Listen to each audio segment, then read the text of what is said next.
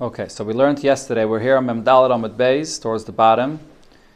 And the Gemara brings an argument here between Rabbe and Rav Shimi Bar Chia regarding a case where a person had his original Tchum Shabbos when Shabbos began. But then he was allowed to go out of his Tchum either because he was going to be a witness for Kiddush HaChedesh, and you're allowed to go out for that, or to save someone's life.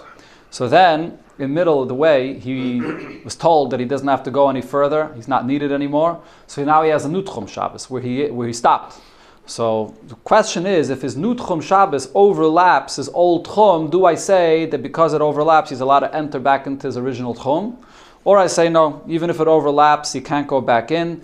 He has this new Tchum that was established for him where he is now, and that's the Tchum of 2,000 Amos that he can go and not more. That was the Machlokes of Rabbe and Rav Shimi Bar Chia. Rav Shimi Bar Chia says it overlaps, he could enter in, and Rabbe said he can't. So the Gemara is going to bring a few questions at this. Amalei Abaye le Rabbe, about 5 lines from the bottom. V'at loy tizbere da'avlas tchumen milsihi. Will you not agree that when you have two tchumen that overlap each other, that's something that could be accepted, that now he can go into his old tchum? And he brings the following example. Ma ilu shavas b'mayra. What would happen if a person takes up his dwelling for Shabbos? Where? In a cave. Okay, now we're talking here about a cave. If you want to take a look in the Rashi, you have the picture here in the Rashi. But you probably have a picture in the back as well. We're talking about a cave that has 2 openings on both sides. And this cave, on the inside of the cave, what's the size of the cave? Do they have a picture here? Just a second. Yes, picture Reish Mem Zayin. Okay, so in picture Reish Mem Zayin, you have a cave here. The actual opening of the cave itself, the size of the floor of the cave is 4,000 amas, which is 2 tchumen. It's the length of twice Tchum Shabbos. But if you see the opening, so now because he has the opening on both sides of the cave, the halacha is that you're dwelling inside the cave. So now you can travel from either opening of the cave, you can travel 2,000 amas. If you come out from the Mizrach side, so you have 2,000 amas to go there. If you come out on the Maidav side, you can travel 2,000 amas on that side. So you really have 2,000 amas on both sides. And then you also have the roof above the cave. That area above the cave is also less than 2,000 amas on each side. It's less than 2,000 amas. If you see over here, the way the opening is made, so the opening slants inward. So the roof is less space than the actual 4,000 amas that there is on the bottom. So you have 2 tchumen that overlap each other. Just a bit. They overlap each other. That's the case we're talking about over here. So let's see. So a person is in this cave for Shabbos. Inside the cave, there's 4,000 amas. Valgaga pochis marbas alofim. And on the roof on top of this cave, because the opening on both sides is slanted, so there's less than 4,000 amas. So loy nimtza mahalachas kula. Would you not agree that now it comes out that he could walk the entire length of this cave itself? V'chutzala al payim, and you could also walk on both sides of the cave, 2,000 amas, and also, so really he has 2 tchumen. This person, because there's 2 entrances of the cave, so he can go on both sides. He can come out from one cave of one side, and he has 2,000 amas over here and 2,000 amas here, and he can come out from the other door, because there's 2 entrances, so he can come out from either way, and he's allowed to go tchum on either way. Now the question is, if you're going from one, so does that mean that you can enter into the other tchum or not? So over here, because it overlaps each other, these 2 tchumen overlap each other, so you can go from one end to the other end. So this person is going to be allowed to walk about almost close to 8,000 amas, because these 2 tchumen that he now has, because of these 2 entrances, overlap each other. What? So even if he comes out from one entrance, but because the 2 tchumen overlap each other, right in the middle, it overlaps a little bit, so he's allowed to go from one to the other, all the way from one end to the other end. But how do you come up to 8,000? Because you have 2,000 here and 2,000. Correct. 2,000 on one side, 2,000 on the other side, and then the roof on the top is close to 4,000 amas. Right, but so 2, 2, and 4. To go only 2,000 only. Again? I thought he was allowed only 2,000 to go. He can go either 2,000 to one side or 2,000 to the other side. Right. But So either exit he takes out of the cave, we give him the 2,000 amos to go this way or 2,000 amos to go the other way. So it comes out that the 2,000 amos that are in the middle, on the roof above of this cave, are going to be overlapping each other. So when you have two tchumen that overlap each other, he's allowed to go the full length from one end to the other. If they're not overlapping each other, so then your tchum ends over here, and then the tchum that comes from the other exit is a different tchum. You came out from this exit. It doesn't overlap, but if it does overlap, you can go from one end to the other. Really, every person can go 4,000 amos. Correct. Yeah. That's the point of it. Yeah. Here it can go double. Correct. So the Gemara, Abai is asking Rabbi, would you not agree in such a kind of a case where the tchumen overlap each other that he can loy nimtza malachas kula v'chutzala al payamama? Amalei, so Rabbi answers, v'loy shani loch. Is it not a difference to you? Ben heiche de shavas ba'aver mechitzas miboid yaim. In a case where the person is within the mechitzas of this area that has 4,000 amos in it, and there's these two exits out of this cave,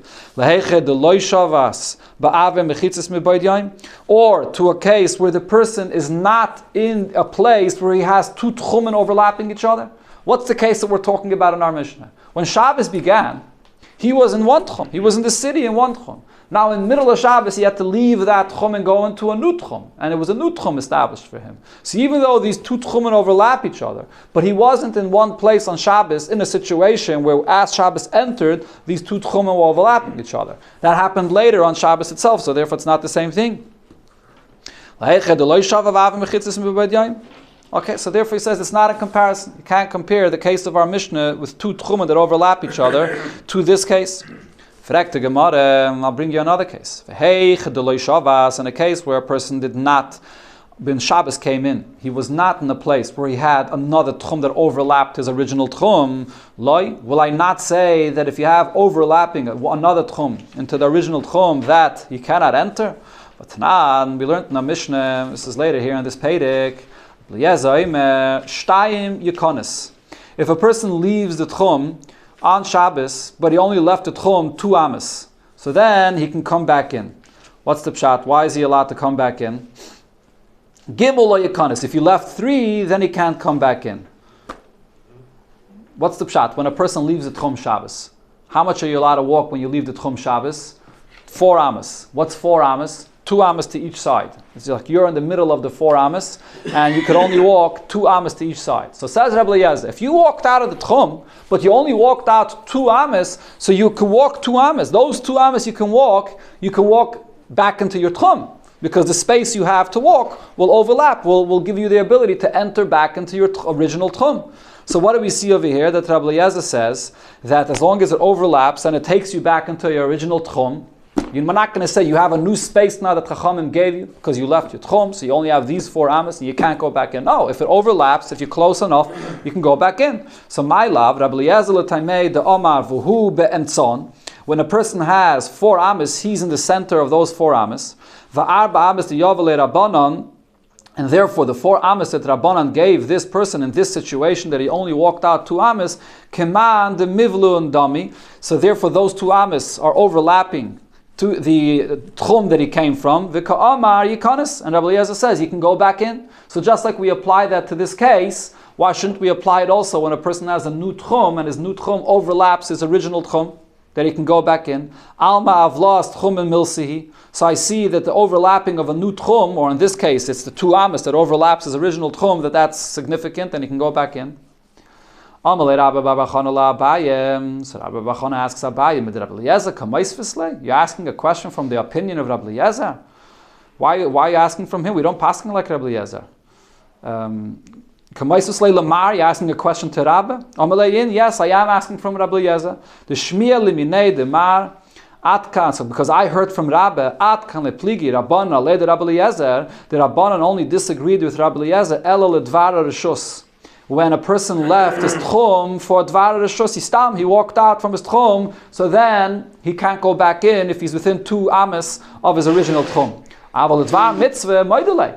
But if a person left his tchum for a dvar mitzvah and he's within 2 amas, you are allowed to go back in. So over here, what were we talking about in our Mishnah? We were talking about a person that left his tchum to go say Eidus for Kiddush HaChedesh or for Pekuach Nefashis for a purpose of a mitzvah. In such a case, that the Rabbana would be maide that if it overlaps, then you can go back in. So therefore this remains a question on Rabbi's opinion, why should you not be allowed to go back into the tchum if your new tchum overlaps your original tchum and you went out for a dvar mitzvah? Okay, the Gemara. Yeah, usually the Gemara says in such a thing, kasha. It doesn't say, but yeah, the Gemara doesn't give an answer. Sagt the Gemara weiter, it said in the Mishnah, v'chol hayotzin lahatzil, those that go out of the tchum to save somebody, chayzerin lemekayman, could go back to their place. Sagt the Gemara, v'afil letuva, even if the person went out totally from his tchum, and his new tchum is not anymore overlapping his original tchum, even in such a case, when he totally, completely went very far from his original tchum, even then he's allowed to go back. Didn't you say in the Reisha, Al Paya Mama V'sulai, that if you go out, so you're not going to be limited for 4 amas, you get a new tchum, you're allowed to walk 2,000 amas to each side, but if it's not overlapping your original tchum, you can't go back in. So why are we saying over here, even if you go very far, you can go back to your place? Rav Yehuda Marav says no. The chayzerin l'mekayman is actually saying a completely different din. Not talking about the tchum here. Shechayzerin b'klizayin l'mekayman. The chiddush is that they went out to war with their weapons. So even though they're finished with the battle, nevertheless, you would think that in Shabbos they're not allowed to carry. They have to drop their weapons right there, and if they want to go back into the city, they have to leave their weapons right there. The chiddush of chayzerin l'mekayman means they can go back with the weaponry that they brought with themselves. That's the pshat there. Only Alpine Mama. Huh? Only Yeah. We're not. Yeah, exactly. Zok the Gemara. Huh? But they can come back also. Right. Zok the Gemara. Now the Gemara goes back to the question. My kushya. What was our question when we were asking that vafila tuva, that he can go out even if he left so far, totally away from the tchum, that he can come back? What's the question? Dilme lahatzel shani. Our question was because in the Reisha it said that you could only go back if your new tchum overlaps your old tchum. So the Gemara says maybe the Reisha was talking about a case that a person went for Kiddush HaChedesh or for another purpose, but for a mitzvah, but over here lahatzel. Maybe Pekuach Nefashis were more mekel. Maybe for Pekuach Nefashis a person is allowed to go back even if his new tchum does not overlap his old tchum. So what's our question? Eli Kashi, so the Gemara says you're right. Based on our Mishnah, we would not have a question. Eli Kashi HaKashi. This was the basis of the question. The Tanam, because we learned in another Mishnah, in Rosh Hashanah, Berishayna, in the beginning, when the Eidus HaChedesh would come and they left their Tchum, because they left the Tchum, so they would have to remain in 4 amas and they wouldn't be allowed to move. Hiskin Rabbi Gamliel Azakin, Sheyeshlam Alpayim Amal Chol Ruach, Rabbi Gamliel Azakin was Masakin to give them the freedom to move around, and they can walk around 2,000 amas for the Tchum Shabbos. And this doesn't only apply to people that came to say the Eidus HaChedesh, a woman that comes to help someone give birth. A midwife could also go out of her, has the space of 2,000 amas, and then it also says there in the Mishnah,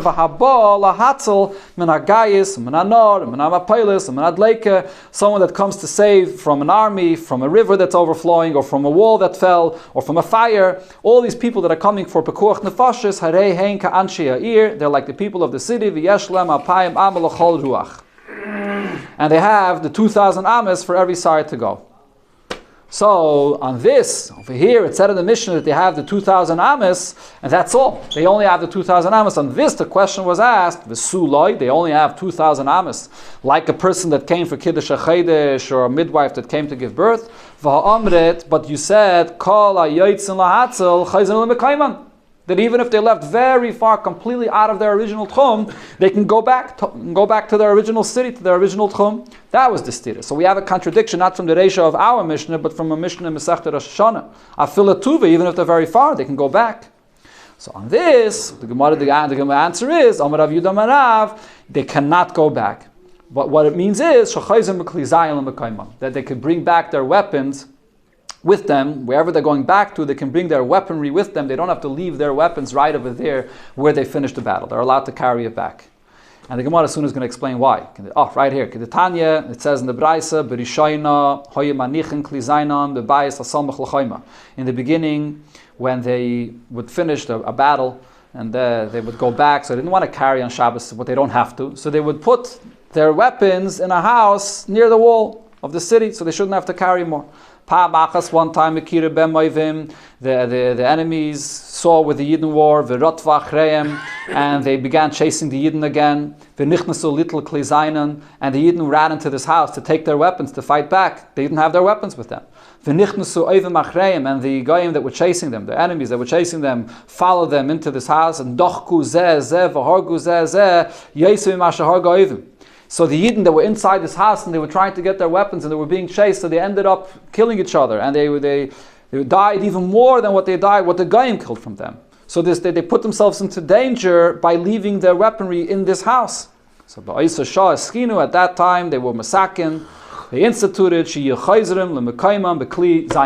that when they go back to their place, they should go back together with their weapons. They should always be protected. Even after the battle, they have to have their weapons with them. According to this La'atzil, it's only Alpayim Mama still. Yeah, you get the space of Alpayim Mama. Correct, but you can't go back to the original Tchum.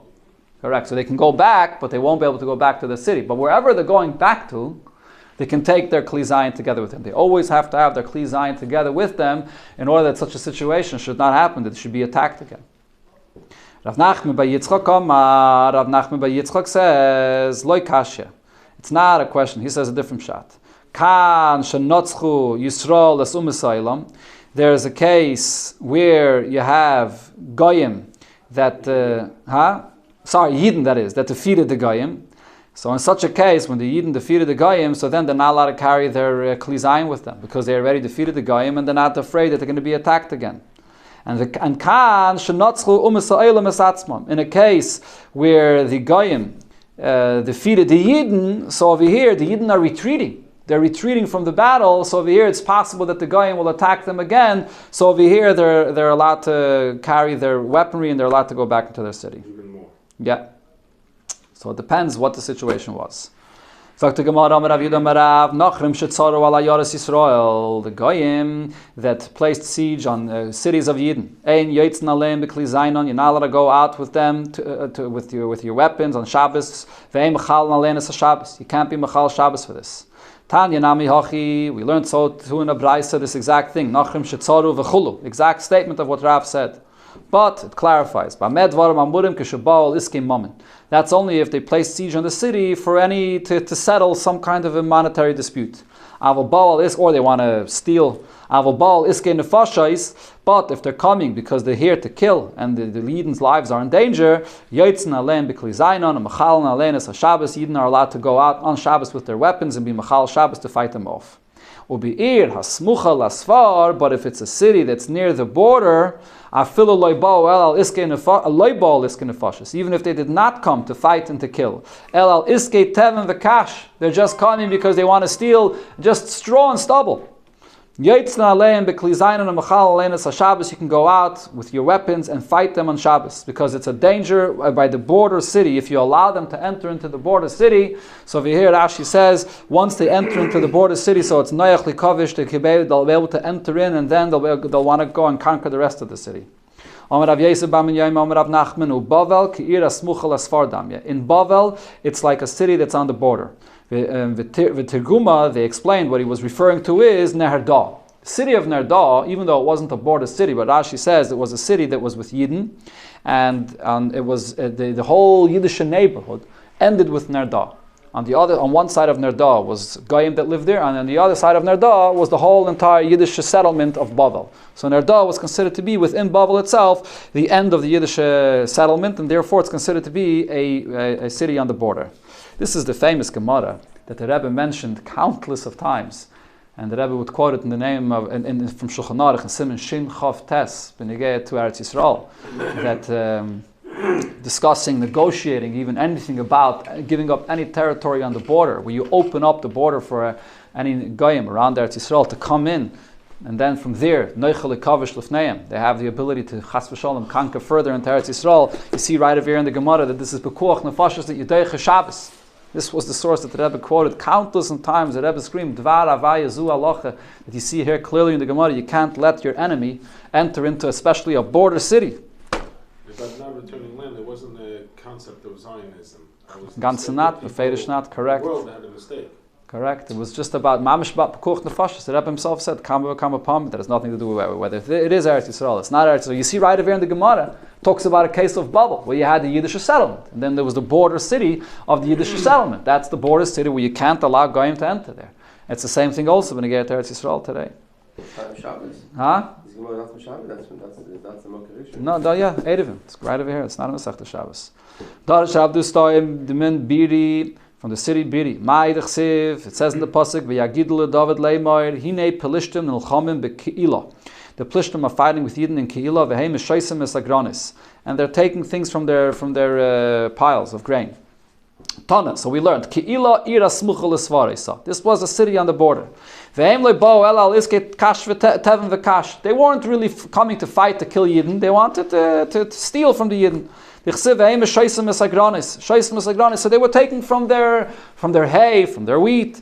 And what does it say then in the pasuk? Vayishal David b'Hashem leimar ha'elech ve'kisi b'plishtim ha'ela. Should I go and fight with these plishtim? Vayem Hashem al David leich ve'kisa b'plishtim. Yes, you should fight them. Vayishaita as ke'ilah, and you should save ke'ilah from the plishtim. So the Gemara explains, "My kami boyale." What was David HaMelech asking when he asked whether he should go out and fight the Pelishtim?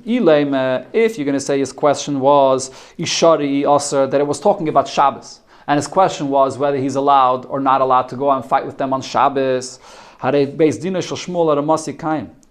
Shmuel is there, and therefore you're not supposed to be asking from the Urim V'Tumim questions of halacha. Rashi says, Issa v'heti, you don't ask from Urim v'Tumim. You could ask from the Urim v'Tumim what to do about the future, whether you'll be successful or not. But a shaylas of halacha, you have to ask to the Bezdin. Right? This is l'chayre based on the idea of Teira Leva Shamayimi. Ella, what was he asking? Imatzlach, iloi matzlach. He was asking, will I succeed if I fight with them or not? De'ekanami d'chsiv leich v'yikisa b'pilishtim v'yishaitas kihila. So the response was, and you will save kihila. So over here you see that he was asking about saving Ke'ilah, not whether he's going to be successful in saving Ke'ilah or not. Shmami no, from this lashon by Shaita skill, you see that's what he was asking. So what is the Gemara bringing from here? From here you see a raya that when the Goyim come in a border city like Ke'ilah, which was a border city, so you're allowed to go and fight with them even on Shabbos. So Taisus over here asks the question, how do we know that this wasn't Shabbos? Maybe this was during the week. And the Gemara itself says that the whole question that he had was only whether he's going to be successful in fighting them or not. So you can't bring a raya from the response of the Urim V'Tumim that he's allowed to do this on Shabbos.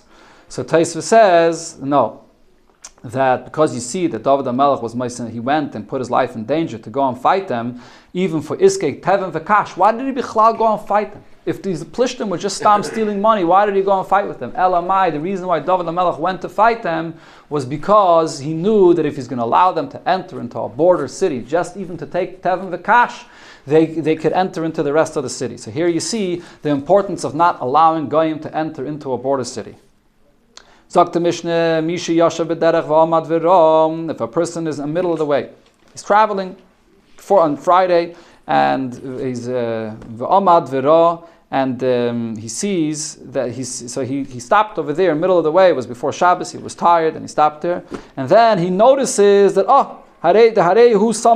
he's not far from the city, but he didn't intend to establish his Tchum Shabbos over there. He didn't even know that it's within the city. He had no idea. Right? So he's going to be there for Shabbos, but he didn't know that he's near a city. He didn't have kavanah to establish his shvisa over here to be able to enter into the city. So then he only saw it later. Lo yikanis. He's not allowed to enter into the city on Shabbos, to be like all the people of the city. Right? So basically this person is going to have a tchum to go 2,000 amas. But let's say his tchum measures 2,000 amas into the center of this city. That's where his tchum ends. He's not allowed to go any further in the city. Usually, if you're within the tchum of a city, you become part of the city, so then you're allowed to go in the entire city. But because B'shas he established his tchum out in the middle of the way, he didn't notice that he's near a city, b'chlal. So then the tchum that he gets is his 2,000 amas. He's not part of the city. He wasn't aware of that. Even if he became aware on Shabbos, he can't become part of the city. Divrei Rab Meir.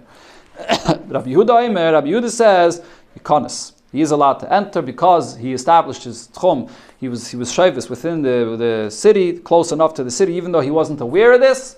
He could enter into the city and be like the rest of the people of the city. Rabbi Yehuda said, there was the story with Nichna in such a case where Rab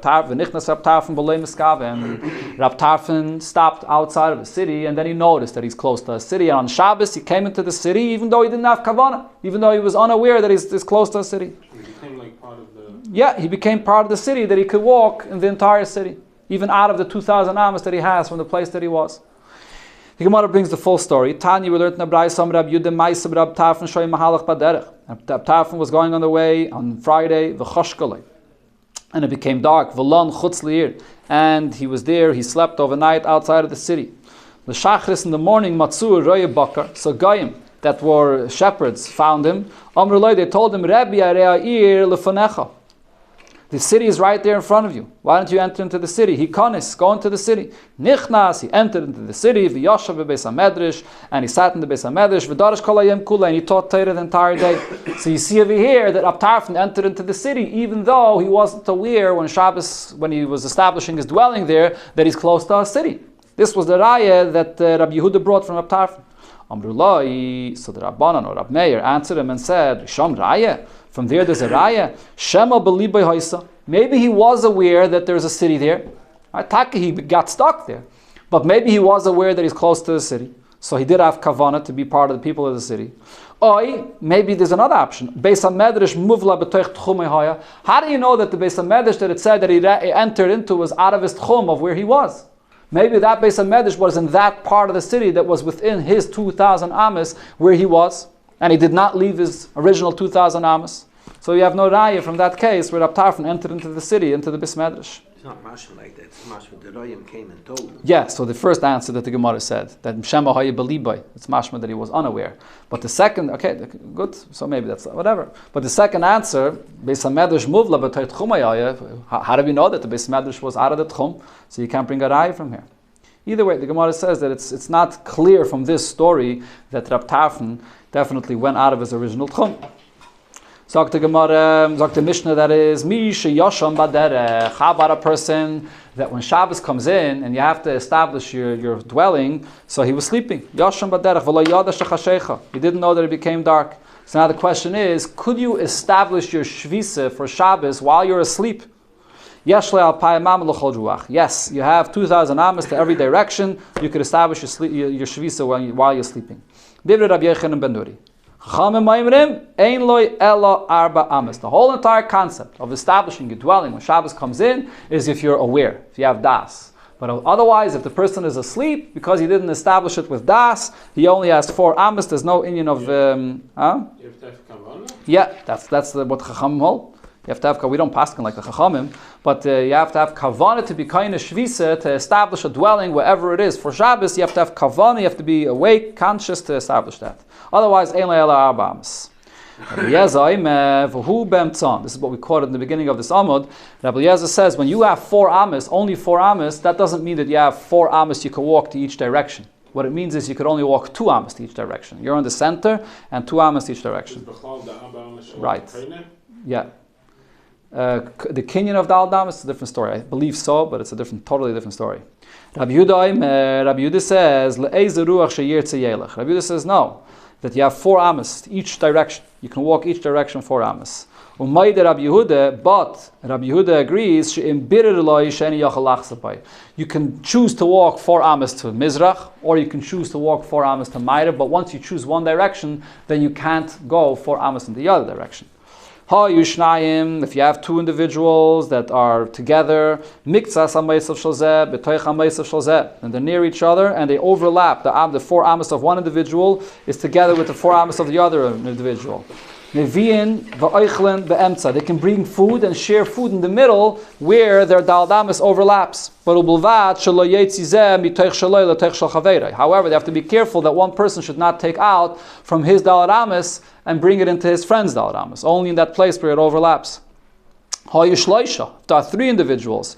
So 3 individuals that are camping outside and they overlap each other. The middle one overlaps on the 4 amos of the 2 people that are on both of the sides. The person on the right of the middle person on the left, could share with him. And they could share with him. But the 2 people on the outside cannot share with each other because their 4 amos that they have do not overlap each other, so they can't share with one another. Rab Shimon gives an example for this. What could this be compared to? You have 3 courtyards, 3 separate courtyards that have an opening from one to another. And each one has a separate opening into the Reshus HaRabim. In a case where the 2 side chatzeiros made an eirav with the middle one, they made an eirav chatzeiros, that is, with the middle one, right? He muteres imohen, so the middle one is now allowed to carry, the person that's living in the middle chatzer could now carry with the 2 people on the side that made an eruv chatzeiros with him. Vehei muteres ima, the 2 chatzeiros on both sides are allowed to carry together with him. But the 2 on the 2 outer courtyards cannot carry together with the person that together with each other, because they did not make an erev chatzeiros with each other. They only made an erev chatzeiros with the middle individual. So the Gemara will explain exactly what this case is talking about. We're not talking about a case where the 2 people on the side made an erev chatzeiros and placed the food for the erev chatzeiros right over there in the middle. Because if yes, so then the dwelling, the place of the erev chatzeiros is all together in one place. So then all 3 become one dwelling in one place. So then they should be able to carry from one to another. The 2 on the side made an erev chatzeiros together with the one in the middle in a way that the food from the 2 on the side are not mixed with each other in the same place. They put the food for the erev chatzeiros either in the houses on the side or in another house in the middle, but not together.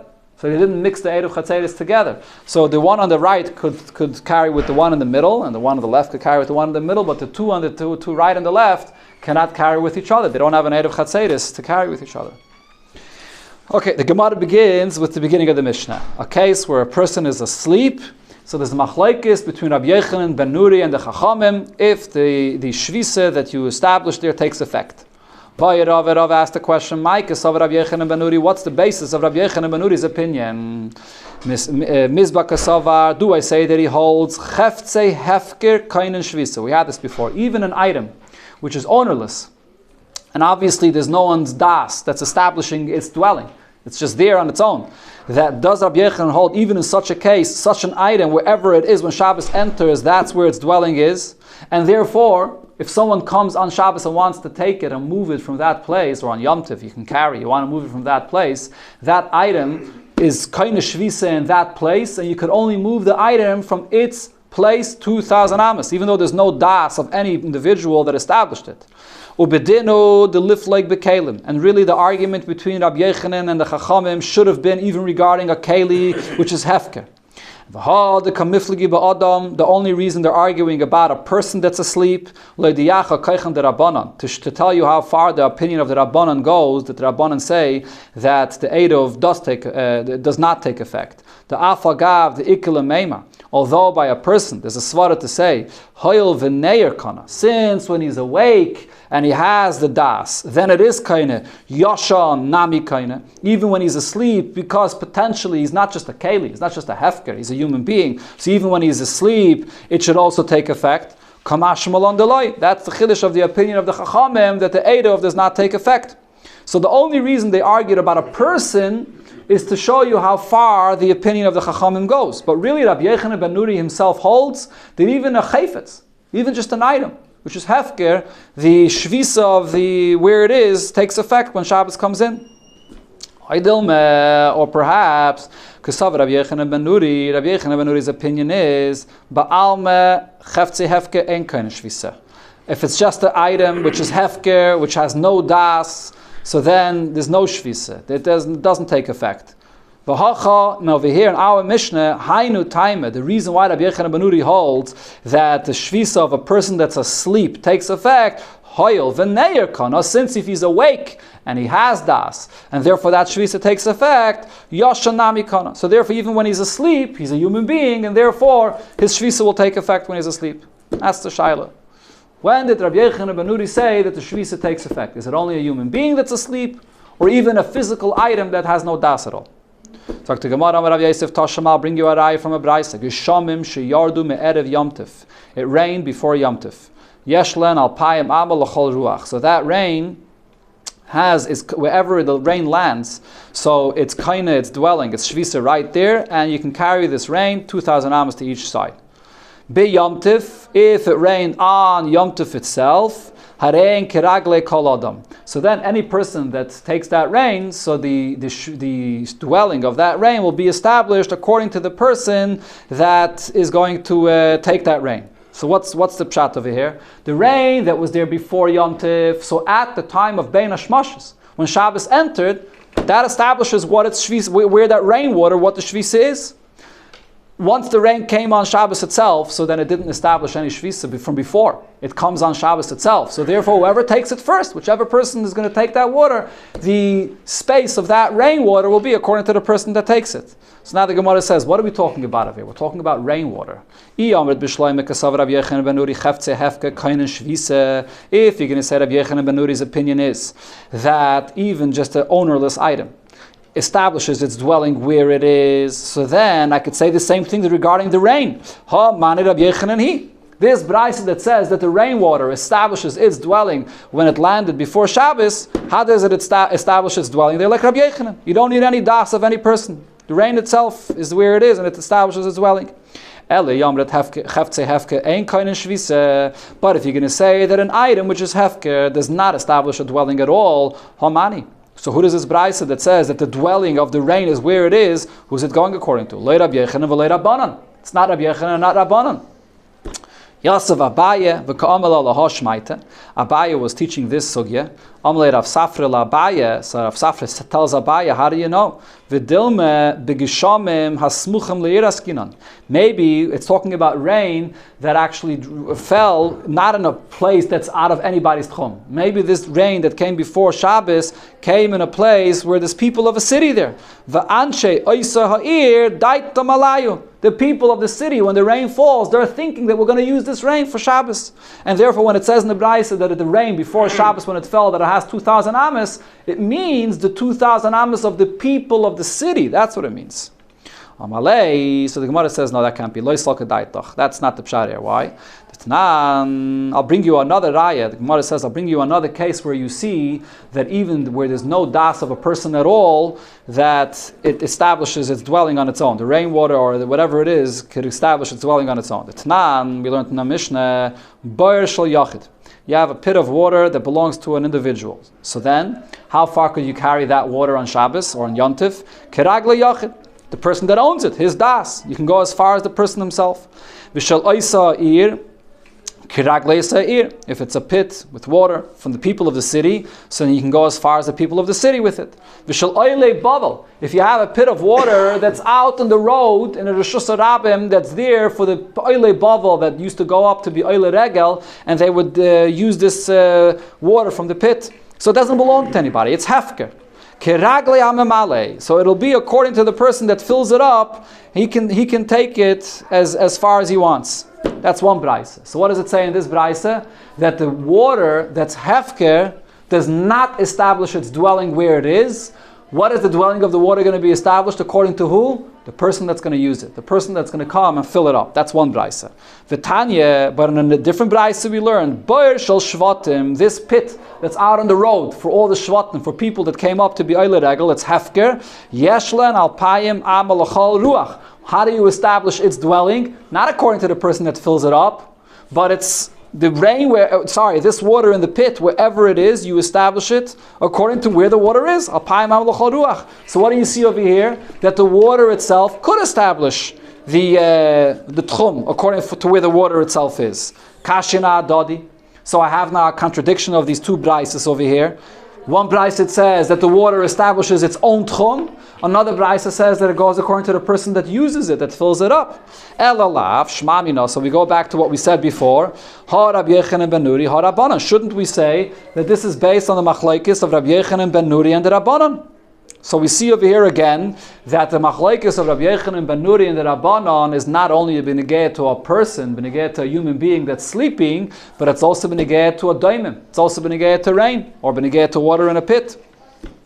When they came to Rav Yosef, Amalei, Rav Yosef said to him, Hachi kamer Rav Safra. So Abaye said to Rav Yosef, that is. Abaye told Rav Yosef, Hachi kamer Rav Safra. Rav Safra, regarding the brisa that we quoted before, regarding the rain. What did Rav Safra say regarding the rain? That it doesn't have to mean that the rain establishes its own tchum. Could be the rain was in a place with there was people in a city, and it establishes according to the city. That's what Rav Safra said. And Abaye told him, and I answered him, and I brought him this other brisa over here with the water of the pit to disprove what he said. Amalei, Rav Yosef told him, you could have disproved what Rav Safra said from the words of the brisa itself that we quoted before about the rain. If you're going to say we're talking about rain that's in a city, why was the lashon of the brisa that the rainwater has 2,000 amos to each side for the rain itself? It should have said that the rainwater, you can go like the people of that city. That's what it should have said. It says, Al Payim Amal Chol Ruach, it's mashma that there's nobody else around. It's just the rain itself, and the rain itself establishes its dwelling where it is. You don't need any das. Even the rainwater could establish its own dwelling. So the maskana over here is that Rabbi Yechanan ben Nuri's opinion, that you don't need kavana for an Eirov is not only beneged to a person that's asleep, it's even beneged to a chayfetz which is hefker, even beneged to rain, water in a pit, wherever it is, it establishes its dwelling. On Yom Tov, isn't the problem of Noilid?